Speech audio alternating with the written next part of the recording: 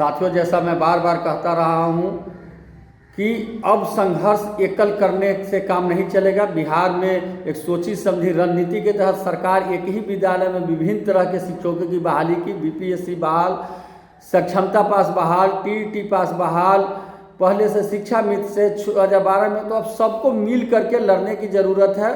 और मैं केशव कुमार तो हमेशा सबकी लड़ाई लड़ता रहा हूँ, चाहे वो प्राथमिक विद्यालय के शिक्षक हो, माध्यमिक के हो, उच्चतर माध्यमिक के हो, नियोजित हो, नियमित हो, हम सबकी लड़ाई हमेशा लड़ते रहे हैं और आगे भी लड़ते रहेंगे। उसी क्रम में जो बीपीएससी से TRE-1 और TR-2 में हमारे भाई बहन बहाल हुए हैं, उनके साथ जो अन्याय हो रहा है, काफ़ी अन्याय हो रहा है, उनके लड़ाई को हम अब कोर्ट में लेकर के जा रहे हैं। हमने बार बार यहाँ पर DO DPO ऑफिस से लेकर डायरेक्टर और अपर मुख्य सचिव तक उस लड़ाई को लड़ा, लेकिन सक्षम नहीं हुए, इसलिए हमने हाई कोर्ट जाने का निर्णय लिया है। तमाम बीपीएससी से बहाल TRE-1 TRE-2 के तहत जो भी शिक्षक भाई बहन हैं, चाहे वो प्राथमिक में हो, माध्यमिक में हो या उच्चतर माध्यमिक में हो, सभी भाई बहन ध्यान देंगे।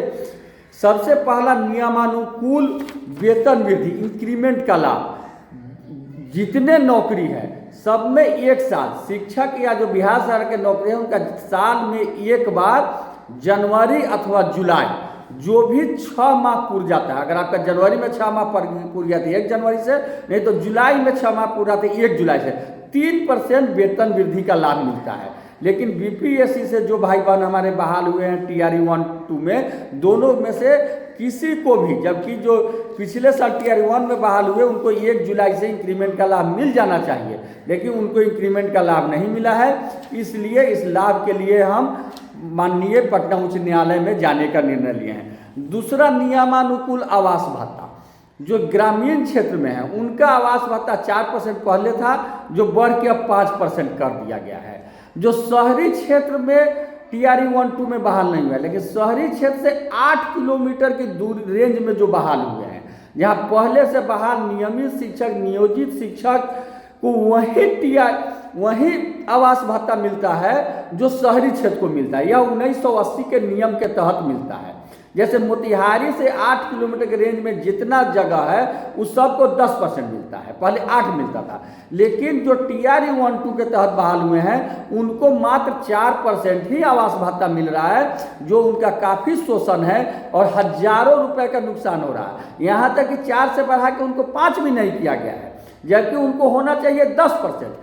इसीलिए नियमानुकूल आवास भत्ता देने के लिए हम माननीय पटना उच्च न्यायालय का दरवाजा खटखटाने का निर्णय लिए हैं और हम अगले सप्ताह में जा रहे हैं।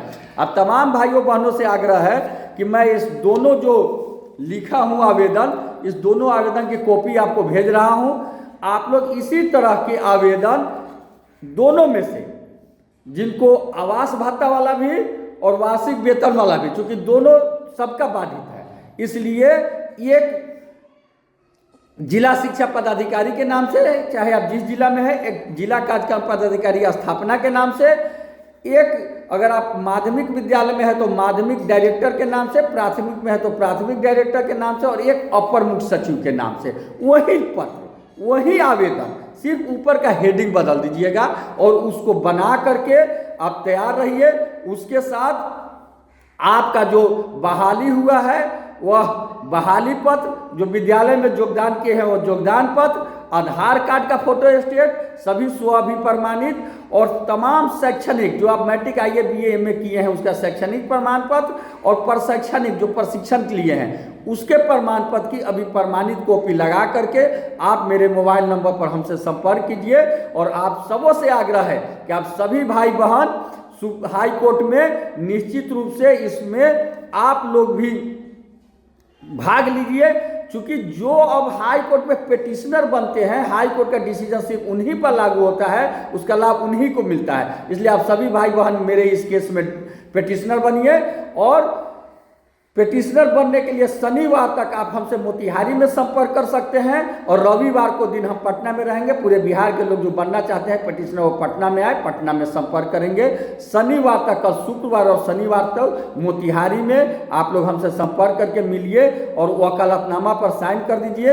विशेष जो आपको जानकारी लेना है, मेरे पर्सनल मोबाइल नंबर पर फ़ोन करके हमसे जानकारी ले लीजिएगा।